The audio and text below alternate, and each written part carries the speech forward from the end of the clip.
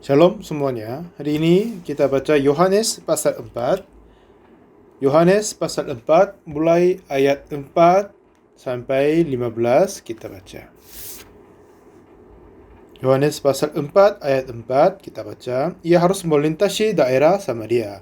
Maka sampailah ia ke sebuah kota di Samaria yang bernama Syikar, dekat tanah yang diberikan Yakub dahulu kepada anaknya Yusuf. Di situ terdapat sumur Yakub. Yesus sangat letih oleh perjalanan, karena itu ia duduk di pinggir sumur itu. Hari kira-kira pukul 12. Maka datanglah seorang perempuan Samaria hendak menimba air.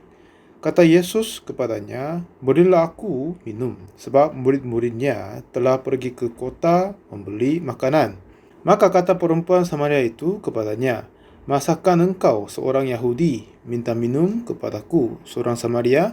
Sebab orang Yahudi tidak bergaul dengan orang Samaria."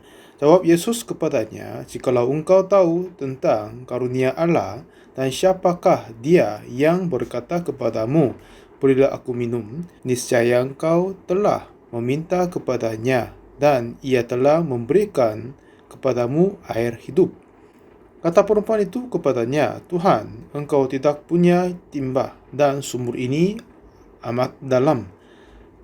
Dari manakah engkau memperoleh air hidup itu? Adakah engkau lebih besar daripada bapa kami Yakub yang memberikan sumur ini kepada kami dan yang telah minum sendiri dari dalamnya, ia serta anak-anaknya dan ternaknya?" Jawab Yesus kepadanya, "Barang siapa minum air ini akan haus lagi. Tetapi barang siapa minum air yang akan ku berikan kepadanya, ia tidak akan haus untuk selama-lamanya. Sebaliknya, air yang akan ku berikan kepadanya akan menjadi mata air di dalam dirinya, yang terus-menerus memancar sampai kepada hidup yang kekal." Kata perempuan itu kepadanya, "Tuhan, berikanlah aku air itu, supaya aku tidak haus dan tidak usah datang lagi ke sini untuk menimba air." Sampai 15 kita baca. Kalau kita membaca Alkitab, ada Tuhan melukiskan hati dunia. Tidak ada yang lain yang lebih melukis lebih baik daripada Alkitab. Awal pada mula kita membaca Alkitab, saya kira ini semuanya beberapa cerita-cerita saja. Tetapi semakin banyak saya membaca kitab suci, saya dapat merasa firman Tuhan melukiskan dunia hati kita besar dan teliti sekali. Hal-hal yang heran sekali, saya terasa kaget sekali juga. Alkitab ini sudah mengetahui tentang saya lebih daripada saya dirinya sendiri, dan semua cerita saya sudah berada di dalam kitab suci. Itu hal-hal yang heran sekali. Sebenarnya orang-orang dilahirkan dan pergi ke sekolah dan besarkan di dalam bumi, tetapi jarang ada orang yang mengetahui dirinya sendiri. Oleh karena itu, pandangan dirinya sendiri, apakah tipe darahnya berapa, ketingginya berapa, saya lulus dari sekolah apa, tinggal di mana, memang hal-hal ini kita mengetahui dengan baik-baik. Tapi sejujurnya, orang mengetahui dirinya sendiri berapa banyak, berapa akurat, masih kurang tahu. Jadi bagaimana orang-orang melakukan adalah mereka hanya melihat dan menilai kepada dirinya sendiri. Kalau mereka menilai dirinya sendiri, biasanya memberi nilai lebih banyak dari biasa kan? Kalau ada seorang seperti nilainya 100 tapi anggap diri 200 sampai 300, memang itu tidak menjadi masalah besar. Tetapi kalau seorang yang kaya bernilai 100 tapi kalau dia menganggap diri kaya 1 juta atau 10 juta, pada itulah saat permasalahan-permasalahan terjadi kepadanya. Jadi pada saat kita melihat semua orang di bumi ini, mereka hidup dengan dirinya sendiri. Dulu saya ajar narapidana di penjara sekitar 10 tahun. Dan kenapa mereka berbuat dosa dan kejahatan masuk ke dalam penjara? Apakah kalian sudah tahu? Para narapidana, mereka mempunyai pikiran yang khusus. Seperti kemarin kita belajar Yohanes pasal 8, perempuan tangkap dalam perzinahan. Saya sering tanya, kenapa perempuan ini berbuat zina? Ya, karena ada hati keinginan hawa nafsu. Hampir semuanya berkata dan menjawab begitu. Tetapi ini tidak jawab yang terbenar. Ya, tidak semua mempunyai hawa nafsu daging, semuanya berbuat perzinahan. Karena zaman yang lalu di antara orang-orang Yahudi, mereka mempunyai hukum Musa bahwa perempuan tidur dengan laki-laki beda dari suami, mereka dilempar batu dan dihukum mati. Walaupun semua orang mempunyai hawa nafsu daging, tapi tidak semua berbuat zina karena mereka takut akan hukum Taurat dan hukuman mati. Kenapa perempuan ini berbuat perzinahan? Alasan utama adalah dia menganggap pikiran dirinya benar dan keputusan dia adalah benar dan baik. Jadi dengan cara ini dan yang lain, walaupun saya berbuat zina, tidak akan tertangkap. Oleh karena itu, dia berbuat itu. Tidak hanya mempunyai keinginan hawa nafsu jadi berbuat zina, tetapi seseorang yang mempunyai dan mempercayai diri dengan ini tidak akan tertangkap. Dialah yang berbuat zina. Jadi yang penting adalah semua orang yang sudah berbuat dosa dan kejahatan, kenapa mereka berbuat itu? Ya, dengan cara ini pencurian tidak akan tertangkap. Ya, mereka semua tahu kalau tertangkap akan ke penjara, ya kan? Harus berhati-hati, tidak mau ke penjara. Dan sekali lagi, orang-orang yang pemain judi, penjudi, mereka pun ditarik oleh pikiran-pikiran yang istimewa. Mereka semua bermain judi untuk hasil uang kan, untuk menang. Mereka suka menang dan cari uang dari sana. Jadi bagaimana mereka berfikir adalah dengan cara ini akan menang dan dapat uang, tapi akhirnya kalah. Kalau gitu, mereka harus berfikir, ya, dulu saya juga berfikir aku akan menang, tapi kalah, hilang. Tapi kiranya dia mungkin kali ini akan menang, mungkin kali ini menang. Karena keinginan-keinginan menang dan hasil uang terus berada di dalam hatinya. Jadi mereka terus main-main, akhirnya habiskan semua kepunyaannya.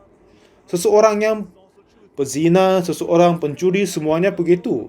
Kalau mereka tertangkap dan ke penjara, kalau mereka sungguh tahu itu, yang mereka takut kepadanya, tidak mau berbuat perzinahan dan pencurian. Tetapi orang-orang yang mencuri, kiranya mereka dengan cara ini tidak akan tertangkap. Tetapi pada adanya waktunya mereka tertangkap. Lalu mereka dipenjarahi.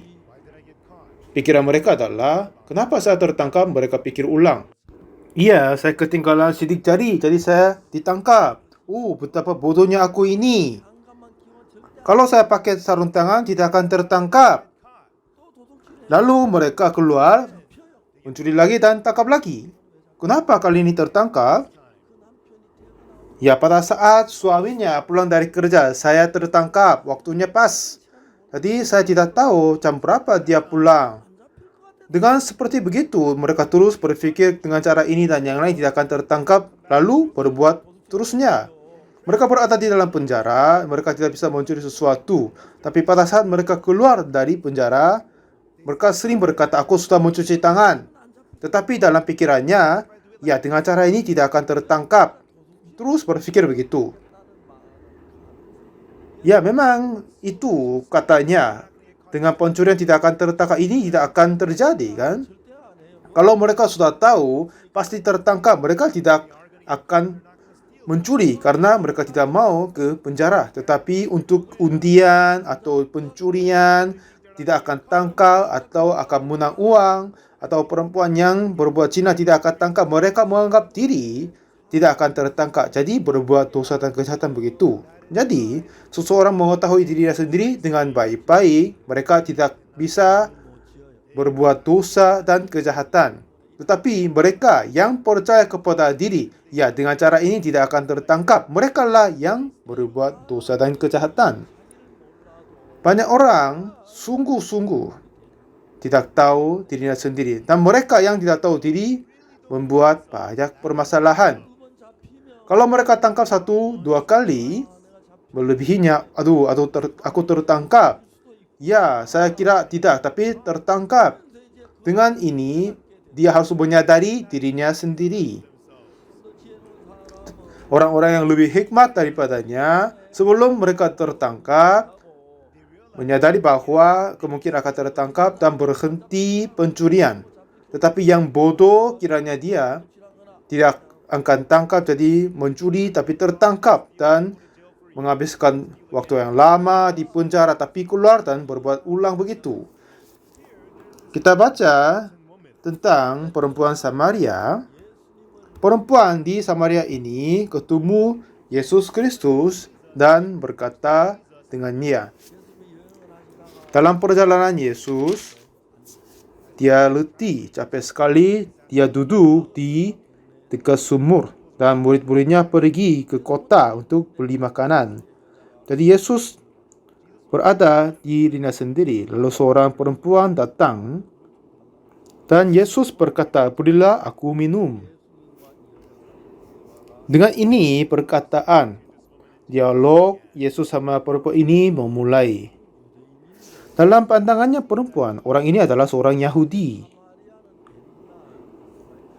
Samaria adalah ibu kota Israel yang lama. Dulu di situ ada banyak peperangan. Dan sekeliling negara Israel ada banyak negara-negara yang bermusuhan. Negara Syria, Palestina, dan Babilonia. Dan dengan mereka mengadakan banyak peperangan. Zamannya Salomo atau Daud, mereka menjajah semua negara sekelilingnya, tetapi akhirnya mereka kalah dari musuhnya dan negaranya telah diambil olehnya. Setelah orang-orang di luar negeri masuk dan menjajahi ibu kota Israel, yaitu Samaria, lalu mereka takut untuk kalau orang-orang Israel terkumpul dan mempersatukan hati dan mengadakan peperangan lagi. Jadi mereka mau mencampur darah mereka. Jadi mereka tangkap orang Israel, dipaksakan ke luar negeri dan membawa orang lain dari luar negeri masuk ke dalam kota Samaria. Oleh karena itu, walaupun ini adalah ibu kota Samaria dari Israel, tapi mereka darahnya tercampur dengan bangsa-bangsa lain. Orang-orang Yahudi, mereka selalu berfikir keturunan darah ini adalah penting sekali. Tapi orang Samaria sudah tercampur darah, jadi orang Yahudi menganggap orang Samaria seperti anjing atau binatang-binatang, tidak sama sekali makan bersama, tidak sama sekali obrol bersama-sama. Waktu itu Yesus datang kepada perempuan Samaria dan berilah aku minum. Jadi orang Samaria terkaget dan melihat dia. Dan dia berkata, "Oh, masakan engkau seorang Yahudi minta minum kepadaku seorang Samaria?" Jadi dia berkata ini. Dan inilah pemula perkataan dia sama Yesus. Dan Yesus berkata, katanya, "Jikalau engkau tahu tentang karunia Allah dan siapakah dia yang berkata kepadamu, berilah aku minum, niscaya engkau telah meminta kepadanya dan ia memberikan kepadamu air hidup." Dan katanya di sini, "Tuhan, engkau tidak punya timba dan sumur ini amat dalam." Dan dia sendiri bilang apa? Haus dan meminta minum, tapi dia yang memberi air hidup itu tidak bisa dipahami. Lalu perempuan berkata, "Tuhan, engkau tidak punya timba dan sumur ini amat dalam. Dari manakah engkau memperoleh hidup itu, air hidup itu?" Jadi dengan perkataan ini dan yang lain, akhirnya Yesus berkata kepada perempuan ini, "Barang siapa minum air ini, ia akan haus lagi. Tetapi barang siapa minum air yang akan kuberikan kepadanya, ia tidak akan haus untuk selama-lamanya. Sebaliknya, air yang akan kuberikan kepadanya akan menjadi mata air di dalam dirinya yang terus-menerus memancar sampai kepada hidup yang kekal. Dengan pendengaran ini, apa yang kita tertangkap dalam pikirannya adalah di manakah air yang kita harus minum supaya tidak akan haus lagi selama-lamanya? Bagaimanakah mungkin yang terus-menerus memancar sampai kepada hidup yang kekal? Ini tidak masuk akal. Ini tidak sama sekali bisa terjadi. Mungkin perempuan ini bisa berkata begitu. Tetapi yang heran adalah perempuan ini tidak berkata begitu. Dan kata perempuan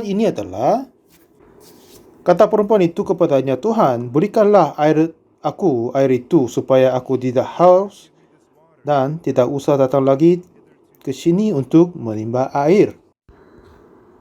Dari sini kita dapat melihat ciri-ciri manusia di sini. Memang tidak sama sekali ada yang belajar bahasa Korea, bahasa Inggris dari sejak lahirnya. Kita lahir dalam nol, dari bukan apa-apa, dan belajar bahasa, dan belajar musik, dan belajar cara hidup. Setelah itu, menyatakan diri orang-orang hebat dan baik. Tetapi kalau seseorang yang biasanya bernilai 100, tapi dia menganggap diri 100, 1000, 10.000 sampai 100.000, dengan dia kita tidak sama sekali bisa berkata-kata dengannya. Orang-orang seperti ini akan terisolasi diri. Dia harus tersendirian. Tidak sama sekali ada yang mau berkata kepadanya. Apa saja yang dia memutuskan sesuatu mengakibatkan masalah, jadi dia terasa susah sekali, pasti. Jadi coba kita ceritakan tentang perempuan ini. Perempuan ini berkata kepada Yesus, Tuhan, berikanlah aku air itu supaya aku tidak haus dan tidak usah datang lagi ke sini. Lalu Tuhan Yesus berkata, pergilah, panggillah suamimu. Dan kata perempuan ini, aku tidak mempunyai suami. Jadi Yesus berkata, ya, katamu bahwa engkau tidak mempunyai itu bagus, baik.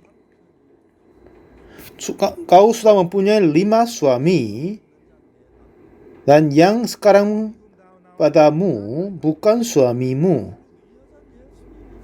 Jadi perempuan mengetahui bahwa Tuhan Yesus sudah mengetahui kepada dirinya baik sekali. Ini pertama kali ketemunya.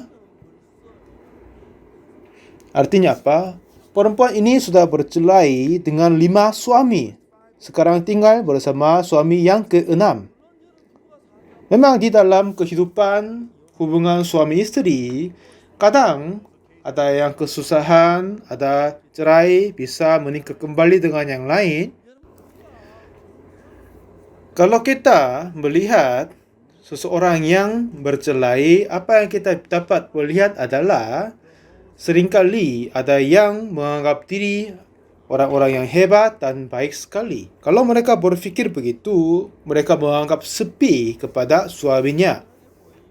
Kalau mereka memulai menganggap sepi kepada suaminya, awalnya tahan sedikit, tapi akhir-akhirnya tidak tahan dan melakukan tidak baik kepada suaminya.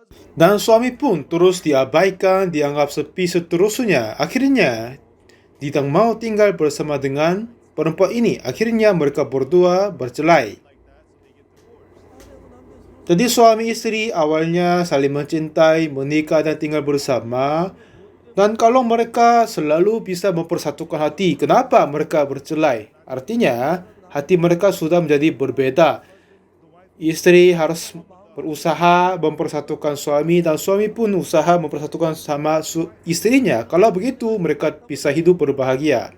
Tetapi ada seseorang menganggap diri baik dan oke, tetapi oleh karena itu menyakiti hati yang lain. Siapakah yang ingin tinggal bersama dengan orang itu? Sebelum hal-hal ini terjadi, memang ada yang masih tahan dan tinggal bersama. Tetapi Banyak kali mereka bercerai oleh karena permasalahan memulai ini. Jadi perempuan seperti ini menganggap sepi dan mengabaikan besar kepada suaminya, dan suami pun ada yang banyak mengabaikan istrinya. Akhirnya mereka tidak bisa tahan, lalu bercerai. Walaupun ini pasangan suami istri, tetapi pada saat istri mengabaikan kepada suami, dia tidak berfikir dia sendiri mengabaikan suami, tapi ini ia harus melaksanakan. Suami ini bodoh, dia harus terkena begitu. Jadi mereka memulai berfikir begitu. Jadi perempuan ini juga hidup seperti begitu. Dia mengganti suami yang pertama dan menikah yang kedua. Memang cerai dengan satu dan menikah yang lain itu tidak gampang kan? Tetapi sudah cerai 1, 2 kali, 3, keempat suami sudah meninggalkannya, kelima sudah bercerai 5 kali. Siapakah yang mau melakukan begitu? Tetapi sampai perempuan ini hidup seperti begitu, kenapa suami ini meninggalkan aku? Aku ini adalah seorang baik. Kenapa dia meninggalkan aku? Ya, kemungkinan aku tidak selalu baik. Dengan ini, dia memperbaiki sedikit demi sedikit. Seperti cerita anak bungsu itu, dia mempercayai diri, menganggap diri baik sekali, tapi kalah total, akhirnya balik kepada ayah dengan tangan kosong, total kalah kan? Dengan pengalaman kegagalan ini, mereka hatinya menjadi rendah, menjadi sopan. Setelah perempuan ini telah mengganti suaminya ke-6 kali, dan ini menyakiti hati banyak sekali kepada perempuannya, lalu menyadari bahwa aku ini orang yang tidak baik. Kiranya aku orang baik, tapi akhir-akhirnya ini suami telah meninggalkan aku. Dengan ini, perempuan ini pun menurunkan hatinya dirinya sendiri. Jadi Tuhan benci kepada ciri-ciri orang yang menganggap diri adalah baik dan benar. Saya juga menganggap diri baik sampai saya berusia 19 tahun. Ya, walaupun orang-orang yang kurang baik, tapi mereka sempat berpikir mereka sendiri adalah baik. Sungguh sampai saya berusia 19, saya hidup seperti bodoh. Aku, ya sebenarnya bukan apa-apa, tapi kiranya diri adalah masih oke. Aku kiranya diri orang-orang yang baik.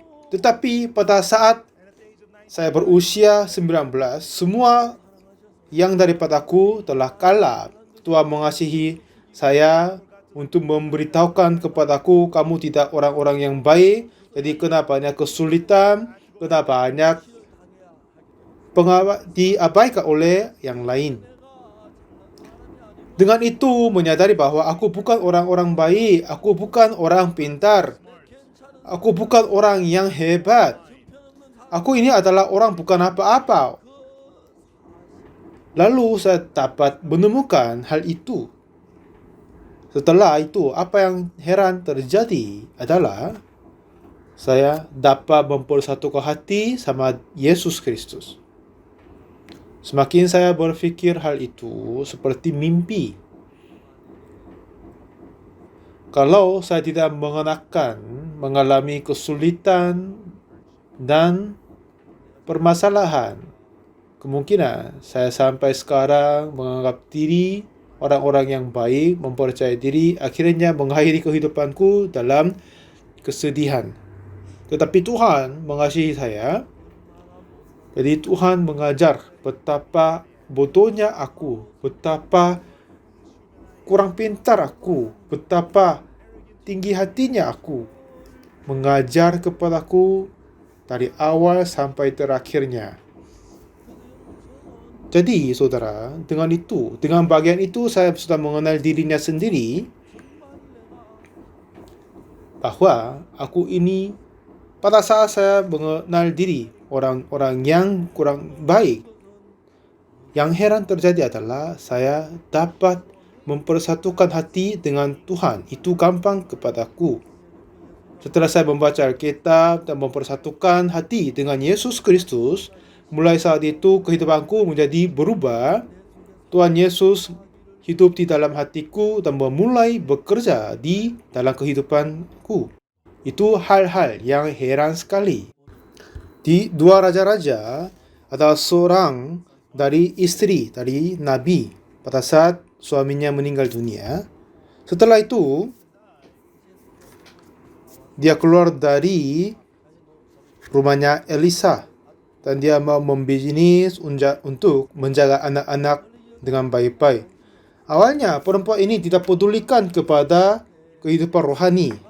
Kebetulan dia menikah dengan seorang laki-laki, dia yang percaya Tuhan dan mau menjadi nabi, belajar di bawah Elisa, tapi kepada perempuan ini tidak suka. Jadi tidak lagi tinggal di sana, lalu keluar dari situ. Untuk menjaga kedua anak laki-laki, dia pedagang, membuat bisnis, tapi itu tidak berjalan baik-baik. Akhirnya menghadapi banyak hutang.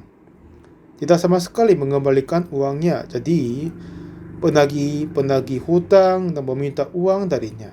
Meminta, ya Bapak tolong tunggu 1 bulan, 2 bulan.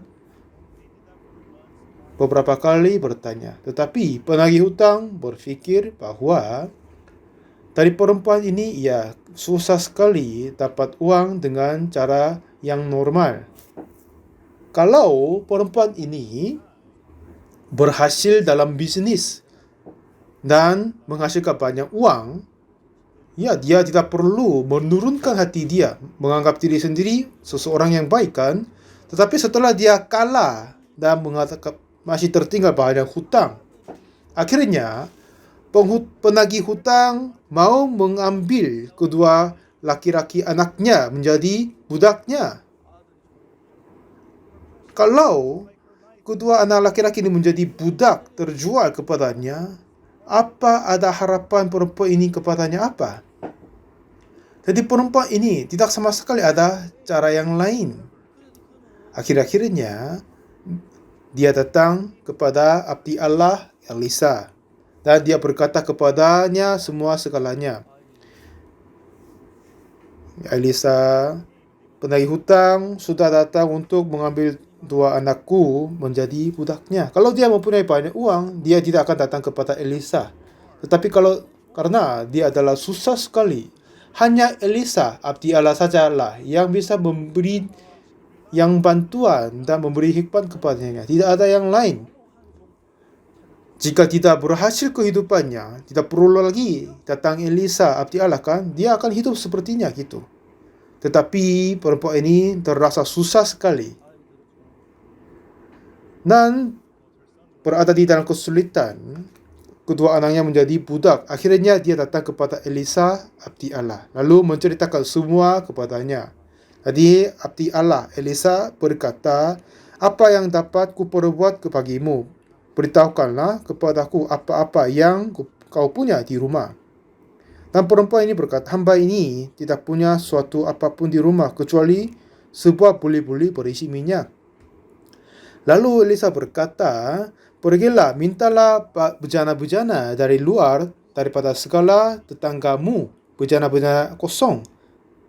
Lalu tuanglah itu di dalam bejana-bejana kosong.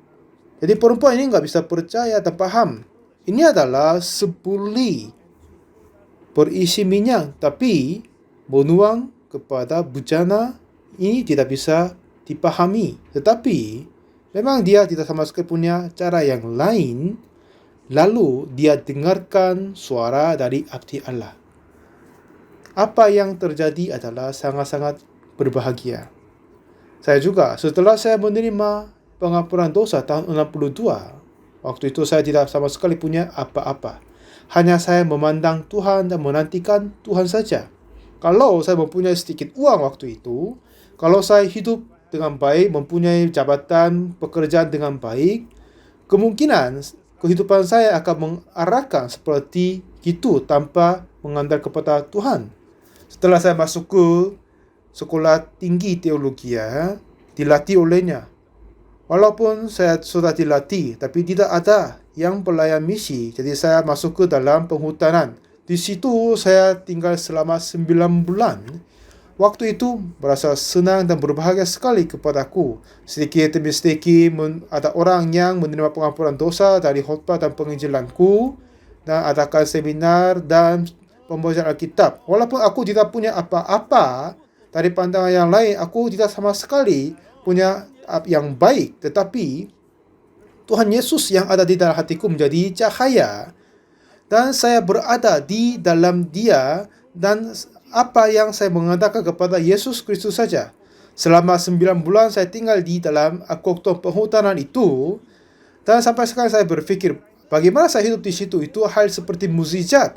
Tapi siapa yang saya mengandal adalah Yesus Kristus saja. Tapi Tuhan menjaga saya tidak lapar mati, dan dengan itu saya dapat hidup di situ. Dan pelayan mendesa yang paling juga sama begitu. Jadi di mana saja pergi, saya mengalami banyak sekali Tuhan tetap hidup di dalam aku. Apa yang merasa berbahagia adalah setelah saya menerima pengampunan dosa dan keselamatan Tuhan, saya mau melayani Tuhan. Tetapi saya tidak sama sekali berpikir aku bisa menjadi pendeta. Hanya oleh anugerah Tuhan, Tuhan izinkan saya memberitakan Injil Yesus Kristus. Tetapi saya terus berpikir apa kemungkinan sampai kematianku, mungkin kumpulkan 10, paling 20 orang dan ajar khotbah firman kepadanya. Kiranya saya begitu. Tetapi Tuhan serahkan seluruh dunia kepada orang yang kurang mampu ini. Setiap saat saya berpikir itu, saya hampir menangis. Setiap pagi saya bangun dari tidur, banyak kesaksian, cerita-cerita, komentar tentang bagaimana mereka menerima pengampunan dosa dituliskan kirim ke saya banyak sekali. Saya sendiri tidak tahu bahasa Espanyol, bahasa Cina, bahasa Inggris, semuanya yang saya tidak tahu. Tetapi misionari kami yang sedang melayani di luar negeri, mereka menerjemahkan dan kirimkan semua kesaksian kirim ke saya. Saya tidak bisa membaca semuanya karena banyak sekali. Seperti kali ini juga, katanya buat seminar Alkitab bulan Mei, 1 miliar orang lebih dengar. Tapi sekarang ini berkata sudah jangkau 2 miliar orang lebih. Bagaimana ini terjadi oleh tangan manusia? Ini tidak bisa jadi oleh tangan manusia. Aku ini orang kurang mampu, tidak menjadi orang-orang hebat, tetapi Tuhan mengangkat saya dan sampaikan Injil kepada banyak orang. Hal yang heran dan bagus sekali. Jadi Tuhan berkata kepada istri dari Nabi di Tua Raja-Raja Pasal depan itu, mengeluarkan semua hati yang meninggikan diri, yang dapat dia percaya diri, dan memberikan kesulitan. Kedua anaknya akan menjadi budak sebentar lagi. Akhirnya dia berputus asa kepada semua segala cara hidup diri sendiri, lalu mengandalkan kepada Tuhan saja. Kita juga sama. Sebelum kita menerima kesulitan, bencana terbesar terjadi, walaupun kita masih ada uang, masih sehat, masih keadaannya baik, tetapi tidak mengandalkan kepada keuangan, tidak mengandalkan kepada kepunyaan apa saja, tetapi mengandalkan kepada Tuhan dan hidup dengan itunya, Tuhan akan memberikan anugerah besar kepada kita semua. Selama saya memberitakan Injil Yesus Kristus, setiap saat, setiap tahun, Tuhan mengerjakan besar sekali melalui orang ini yang kurang mampu ini. Itu yang heran sekali. Itulah yang saya merasa heran dan berbahagia. Hal-hal yang heran sekali. Walaupun saya mengorbankan nyawaku, tidak apa-apa. Itu sudah berharga. Setiap hari, sepanjang hari saya berkata tentang Alkitab, banyak orang menerima keselamatan Tuhan, hal-hal yang terharu. Saya merasa ini seperti mimpi. Aku ini kurang mampu, orang yang kurang baik. Siapakah aku? Tapi bagaimana mereka terima pengampunan dosa oleh khotbahku? Bulan September kemarin, 1 bulan itu, saya bertemu banyak tokoh-tokoh VIP dari luar negeri. Di antara mereka ada beberapa presiden, ada yang banyak menteri, dan banyak ketua-ketua sinode dari banyak denominasi gereja bertemu dengan Zoom. Pada saat saya mengobrol sama presiden dari Bolivia. Saya mengatakan tentang kehidupan rohani dan juga sudah dijadwalkan presiden dari Kenya Republik, Uhuru Kenyatta. Ini sudah dijadwalkan, tapi pada saat itu terjadi yang keadaan hebat untuknya. Jadi dia mengutus menteri dan gantinya, lalu kasih pesan surat ke saya. Kata presiden dari Kenya bahwa mereka mau kami pimpin pendidikan pegawai negeri. Karena pendidikan Minded Education kami adalah sangat baik, jadi banyak negara dari seluruh dunia ingin terima pendidikan dari kami. Hari ini juga kami dapat diberitakan bahwa satu universitas di Uganda meminta kami memberi kuliah umum Minded Education, dan biar pegawai negeri dari Uganda, biar mereka di kuliah di universitasnya. Dan saya berjanji kami akan melaksanakan begitu. Tanggal 4 November saya harus sampaikan kuliah umum yang pertama melalui Zoom. Jadi seperti begitu, banyak pemuda-pemudi di seluruh dunia mereka kurang berpikir dan berbuat banyak masalah. Untuk itu, banyak universitas ingin belajar Mind Education dari kami. Pada saat mereka membaca buku kami, merasa heran sekali bagaimana orang dapat berpikir hal ini. Sering berkata begitu. Orang-orang Yahudi mengajar orangnya dengan Talmud, tapi apa yang kami ajar adalah bukan dari Talmud, tetapi melalui dari kitab suci. Ini jauh lebih besar baik daripada yang lain-lain. Jadi dengan ini, banyak anak-anak muda di seluruh dunia diperbarui. Aku ini bukan apa-apa, tetapi Tuhan membuka jalan, Tuhan bekerja, Tuhan tetap hidup dan kerja. Orang Samaria yang ini, sungguh dia hidup bagaimanapun dia memintanya. Dia mempercayai diri sendiri, menghargai dirinya sendiri. Oleh karena itu, dia mengganti kelima suaminya. Dan dengan mengalami satu orang demi yang lain, dia merasa susah dan berputus asa. Kenapa Tuhan memberikan bencana dan kesulitan kepada kita? Ini bukan kehendak Tuhan, tetapi untuk itu menurunkan hati kita menjadi sopan, lalu kita dapat percaya Tuhan, kita dapat percaya firman Tuhan, pada kita mengandal kepada perkataan dari Allah. Ini menjadi berkat kepada kita. Untuk Tuhan memberi berkat kepada kita, izinkan kita merasa sulit, biar kita menurunkan hati diri sendiri. Istri dari Nabi yang tadi, anaknya sudah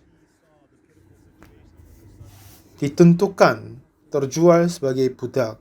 Kecuali Tuhan, dia tidak sama sekali punya jalan yang lain. Mulai saat itu, istri dari Nabi itu mengandal kepada Tuhan saja. Pada saat suaminya meninggal dengan meninggalkan banyak keuangan, perempuan ini masih meninggikan hati diri sendiri, tapi hal itu tidak terjadi. Suaminya mati, tidak meninggalkan apa-apa. Jadi perempuan ini berusaha tetapi tetap kalah. Kedua anaknya menjadi budak. Akhirnya dia menurunkan hati, hidup oleh iman, mengandal Tuhan. Jadi kehidupan dia lebih berkat pada saat suaminya masih hidup. Tuhan izinkan suaminya meninggal dunia dan menghabiskan semua kepunyaannya, lalu mengizinkan kesempatan dia terjadi anaknya menjadi budak. Ini bukan Tuhan membenci dia, tetapi Tuhan tetap mengasihinya. Kecuali hal itu, dia tidak akan mematahkan hatinya, dia menjadi sombong, menganggap sepi kepada firman Tuhan, menganggap sepi kepada hamba Tuhan, dan mereka menganggap diri sendiri adalah orang yang baik dan hebat. Jadi Tuhan membelas kasihan kepadanya untuk menurunkan hati dia, hal itu terjadi kepadanya. Setelah itu, perempuan ini menurunkan hatinya, apa saja dikatakan kepadanya, tetap dengar dan percaya. Lalu, Elisa berkata, ada apa di dalam rumahmu? Ada sebuah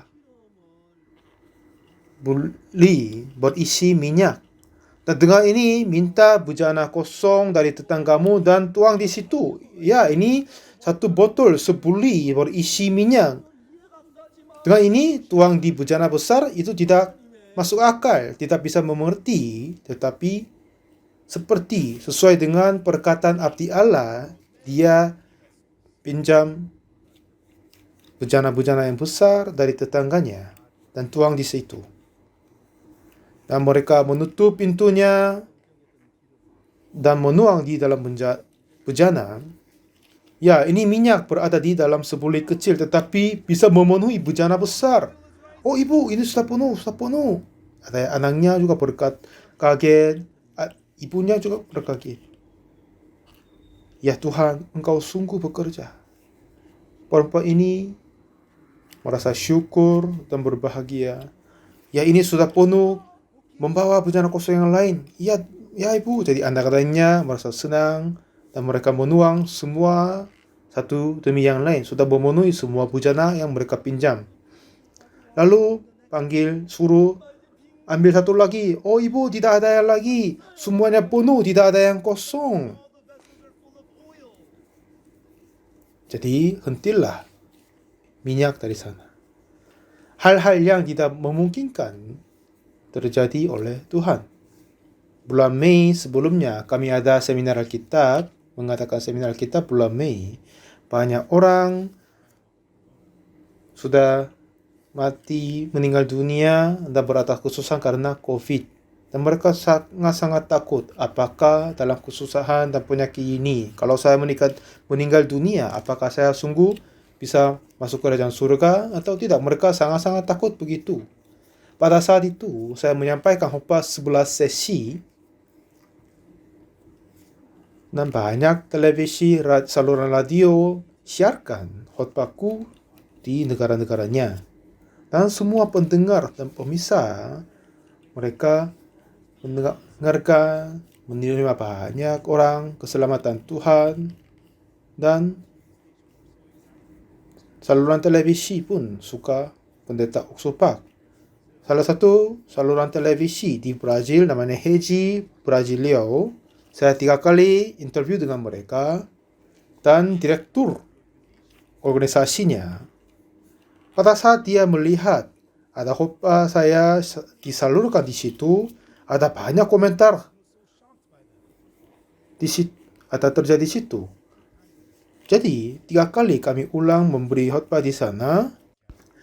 Lalu direktur organisasi datang, ia mau buat dokumentari. Saya berkata, itu ya terima kasih banyak perkataanmu. Aku ini kurang mampu, tetapi apa yang saranmu bagus. Jadi dia ambil cuti selama 1 bulan karena harus karantina 1 bulan masuk ke luar negeri kan. Jadi setelah karantina 2 minggu, nah sisa 2 minggu dia merekam dokumenter saya. Itu hal-hal yang saya merasa terima kasih banyak. Dan tim merekam mereka adalah kerjanya bagus sekali dan dapat ketemu banyak orang. Awalnya foto-foto yang kami ambil itu banyak orang heran. Seperti begitu. Apa yang kita melakukan? Tetap melihat bagaimana Tuhan melihat kita. Di dalam perjalanan hidupmu, sudah menjadi satu dengan hati Tuhan Yesus. Kalau hatimu sudah menjadi satu dengan Yesus Kristus, hati Yesus bisa mengalir di dalam hatimu. Hatimu akan menjadi rendah dan sopan. Dan siapa saja yang merendahkan hatinya akan merasa hati Yesus. Kepada orang yang merendahkan hati itu, Tuhan Yesus bisa kerja di dalamnya.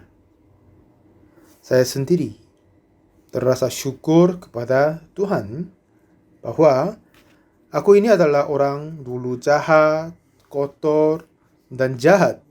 Tetapi setelah saya menerima pengampunan dosa, saya merasa syukur sekali. Waktu itu saya masih belum dapat kerja, saya tidak sama sekali ada uang, jadi tidak bisa mempersembahkan di gereja. Jadi saya mau mempersembahkan tubuhku, tetapi ini tidak rakyat. Jadi sekira saya kalau saya memperbaiki rumah yang kerusakan tetangga, kemungkinan itu pun menjadi berbahagia kepadaku. Saya tidak sama sekali berpikir aku bisa menjadi pendeta. saya memutuskan bahwa aku mempersembahkan tubuhku kepada Tuhan. Dengan kebetulan saya bisa masuk sekolah misi, lalu saya tinggal di Apkoktong, Gotchang, yang pendalaman desa. Awal mula saya memulai misi, Tuhan kerja banyak sekali. Setiap saat saya berpikir itu, saya mengucap syukur kepada Tuhan. Dan saya melihat banyak orang menerima pengampunan dosa dan menerima keselamatan Tuhan. Ini bukan kerjaku sendiri, tetapi kerja Tuhan. Jadi sekarang saya menjadi usianya sudah tinggi sekali. Jarang ada orang masih pelayanan misi seumur saya ini. Ya kan? Ada banyak yang sudah berhenti pelayanan misi seumur saya. Karena Tuhan tetap bekerja melalui saya. Setelah saya pulang ke rumah dan masuk ke rumahku, setelah saya membuka pintu rumah, saya merasa bahagia sekali. Tuhan, kenapa ada banyak orang-orang yang lebih hebat daripadaku? Di antara teman-temanku juga ada banyak orang yang lebih baik daripadaku. Tapi Engkau pilih saya dan selamatkan aku. Kenapa Engkau menjadikan aku jadi hamba-Mu? Karena aku ini adalah paling miskin, paling tidak kurang mampu, paling tidak baik. Sering saya berkata kepada hamba-hamba Tuhan, kalau kita merendahkan diri, menjadi rendah, kadang orang menganggap sepi, mengabaikan kami. Ya, apa gunanya itu? Ada apa itu? Tuhan tetap kerja melalui kita. Banyak orang sudah menerima pengampunan dosa. Jadi cerita yang terpenting malam hari ini adalah kalau kita berusaha menjadi satu dengan Tuhan, kita harus merendahkan hati kita. Istri dari Nabi itu, setelah dia kehilangan suami dan sudah kehabisan sebuah kepunyaan, dan anaknya sudah hampir menjadi budak, jangan merendahkan hati setelah mengalami semua segala hal ini. Seperti perempuan di Samaria, bagaimana dia melakukan? Setelah dia mengganti 5 suami, setelah itu merasa semua kesulitan, lalu merendahkan hatinya. Akhirnya ketemu Yesus Kristus, dan Yesus berkata kepadanya, barang siapa minum air ini akan haus lagi, tetapi barang siapa minum air yang akan kuberikan kepadanya, ia tidak haus untuk selama-lamanya. Ini hal-hal yang tidak sama sekali kita bisa mengerti. Pada saat perempuan ini menganggap diri benar dan baik, dia tidak akan terima kata Tuhan. Tapi setelah dia menjadi orang yang kalah, menurunkan hati, akhirnya bisa terima kata Tuhan. Seseorang yang bijaksana, dia merendahkan hati diri lalu mempersatukan dengan Tuhan. Jadi orang bodoh setelah mereka kalah total lalu mau percaya Yesus. Jadi saudara, jangan melakukan begitu. Jangan meninggikan hatimu, merendahkan hatimu dulu. Walaupun kita bisa paham atau tidak, terimalah firman Tuhan Yesus. Barang siapa minum air ini akan haus lagi, tetapi barang siapa minum air yang akan kuberikan kepadanya, ia tidak akan haus untuk selama-lamanya, yang terus-menerus memancar sampai kepada hidup yang kekal. Ini kelihatannya tidak masuk akal, tetapi kepada orang yang mengetahui diri adalah kalah, dan mereka yang menganggap Yesus adalah yang benar, tidak terima firman Tuhan karena itu cocok dengan pikiran diri, walaupun tidak cocok dengan hatinya. Walaupun ini terasa tidak masuk akal, tetapi karena ini adalah firman Tuhan Yesus, jadi terima dalam hatinya. Inilah bagaimana Tuhan mengantar kita seperti orang begitu. Dengan cara ini, kalau kita menjadi orang dari Tuhan, semua permasalahan kita menjadi permasalahan Tuhan. Semua berkat Tuhan menjadi milik kita. Sudah lama sekali saya bertemu banyak orang dan mendengarkan banyak permasalahan masing-masing. Tetapi Tuhan bersama dengan aku. Apa saja yang aku melihat dan menerima kesulitan, Tuhan menyelesaikan dalam berkat. Tahun 87 sakit mah parah, tahun 99 sakit jantung. Tetapi dengan semua segalanya Tuhan tetap memberi anugerah. Tuhan merendahkan tekanan darah tinggi. Dan seperti begitu Tuhan pakai hal saya luar biasa sampai sekarang ini. Dalam hal 1,000, 10,000 dan lebih semuanya Tuhan tetap membantu aku. Sering iblis berkata meninggikan hatimu, kamu adalah orang baik, kerjamu bagus, boleh tinggikan hatimu, penginjilanmu baik, kamu pekerjaannya bagus. Sering iblis menipu saya hampir ditipu, tetapi merendahkan hati dan mengandalkan kepada Tuhan, melihat Tuhan dan menantikan Tuhan. Jadi saudara kekasih Tuhan, Tuhan adalah yang kudus. Mari kita merendahkan hati kita. Jangan menjadi sombong. Karena kita sendiri adalah bukan apa-apa. Kita semua yang berbuat dosa. Merendahkan hatimu dengan hati yang bersyukur. Ya memang meninggi hati kepada yang lain, tapi jangan meninggi hatimu di depan Tuhan. Tuhan sungguh mengasihi Anda. Melayani kepadanya, menyembah kepadanya, hidup untuk Tuhan. Kasihilah kepada Tuhan. Kalau begitu, karena Tuhan Allah adalah yang lebih besar dan berbahagia, yang apa saja yang kita mempunyai. Tuhan sendiri akan menjadi sumber berkat lebih dari kita menjadi kaya atau menjadi presiden atau yang lain-lain. Anugerah Tuhan akan berlimpah-limpah kepada kita. Jadi, apa yang penting sekali adalah kalau kita menjadi orang-orang benar, yang baik sendiri, apa yang cocok dengan kita, itulah yang kita akan terima dan mengikutinya. Tetapi kalau kita menjadi rendah, ada yang kurang, kita bisa menyangkal pikiran diri dan terima firman Tuhan dan menjadi satu dengan Yesus. Kalau begitu, kehidupan kita pasti berlimpah-limpah anugerah dan kasih dari Tuhan Allah dan Tuhan Yesus Kristus. Dengan seminar Alkitab ini, banyak orang menerima keselamatan Tuhan dan pengampunan dosa. Tetapi masih ada yang tidak bisa menerima pengampunan dosa, kepada yang kiranya diri adalah orang baik dan menganggap sepi kepada firman Tuhan. Walaupun mereka datang kepada Yesus Kristus, mereka tidak dapat terima berkat olehnya.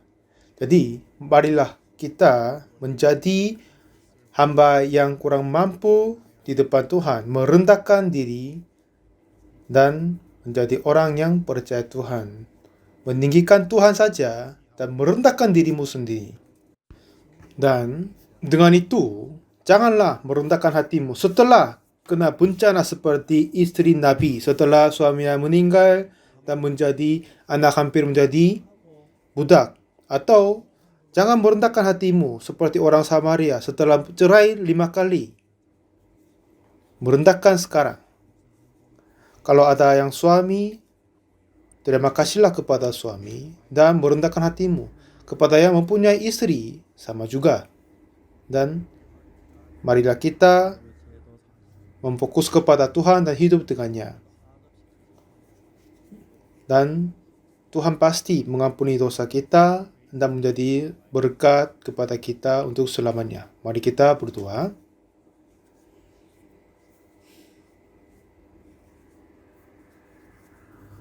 Tuhan Bapa kami yang kudus, kami mengucap syukur padamu Tuhan.